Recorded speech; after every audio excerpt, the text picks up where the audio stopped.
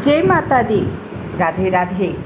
आइए सुनते हैं शीतला सप्तमी व्रत कथा। सावन मास कृष्ण पक्ष की सप्तमी को शीतला सप्तमी के नाम से जाना जाता है।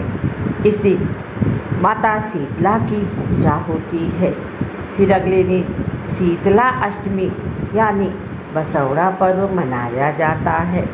धार्मिक दृष्टि से इस दिन का खास महत्व माना जाता है।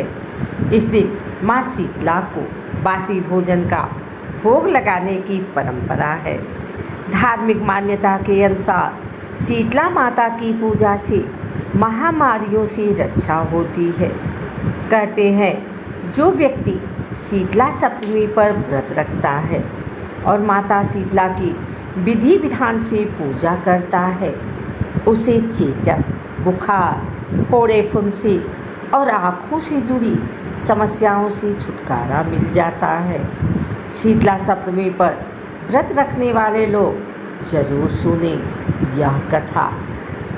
पौराणिक कथा के अनुसार एक राजा के इकलौते पुत्र को एक बार शीतला यानी चेचक निकली थी। उसी राज्य में एक काछी पुत्र को भी चेचक निकली हुई थी। काछी परिवार बेहद गरीब था पर भगवती का उपासक था। वह बीमारी के दौरान भी पूजा पाठ के नियमों को अच्छे से निभाता रहा। उसके घर में साफ सफाई का विशेष ध्यान रखा जाता था। विधिवत रूप से भगवती की पूजा भी होती थी।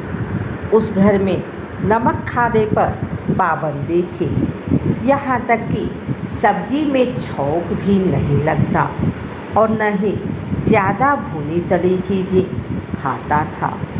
काछी गर्म वस्तु का सेवन स्वयं भी करता था और न ही शीतला वाले लड़के को देता था। इस तरह नियमों के पालन से उसका पुत्र बहुत जल्दी ठीक हो गया। वहीं उधर राजा ने भगवती के मंडप में सतचंडी का पाठ शुरू करवा दिया। रोज हवन और बलिदान होते थे। राजपुरोहित भी भगवती के पूजन में निमग्न रहते थे। राजकुमार के शीतला होने के बावजूद राजमहल में रोज कड़ाही चढ़ी रहती थी। तरह तरह के गर्म स्वादिष्ट पकवान बनते थे। सब्जी के अलावा कई तरह के मांस भी पकते थे, जिसके कारण उन लजीज पकवानों की सुगंध से राजकुमार का मन बहक जाता और वह भोजन के लिए जिद करते थे। इकलौता राजपुत्र होने के कारण उनकी हर जिद पूरी कर दी जाती थी। इसके बाद शीतला का प्रकोप घटने के बजाय बढ़ने लगा। शीतला के साथ साथ उसे बड़े बड़े फोड़े भी निकलने लगे। उन फोड़ों में से खुजली और जलन तेज होने लगी। शीतला की शांति के लिए राजा के लाख प्रयास के बावजूद उनका प्रकोप घटने के बजाय बढ़ता गया, क्योंकि अज्ञानतावश राजा के महल में सारे कार्य उल्टे हो रहे थे। इसके बाद राजा अधिक परेशान हो गया। वह समझ नहीं पा रहा था कि इतनी कोशिशों के बाद भी शीतला का प्रकोप शांत क्यों नहीं हो रहा है।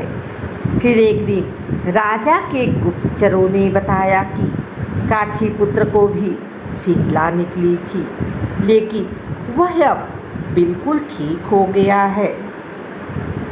यह जानकर राजा को हैरानी हुई कि मैं शीतला की इतनी सेवा कर रहा हूँ, पूजा अनुष्ठान में कोई कमी नहीं कर पा रहा हूँ, फिर भी मेरा पुत्र रोगी होता जा रहा है, जबकि काछी पुत्र तो बिना सेवा और पूजा के ही ठीक हो गया।